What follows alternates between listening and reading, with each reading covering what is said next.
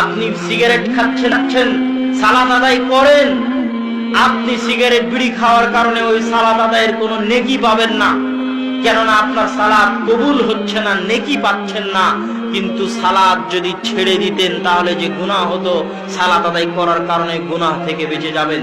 সালাত হচ্ছে আপনার সাথে আল্লাহর সম্পর্ক স্থাপনকারী একমাত্র মাধ্যম। এই জন্য আপনি যদি জেনাও করেন, জেনা শেষ করে উঠে সালাত আদায় করতে হবে। আপনি যদি বিড়িও খান, বিড়ি শেষ করে উঠে সালাত আদায় করতে হবে।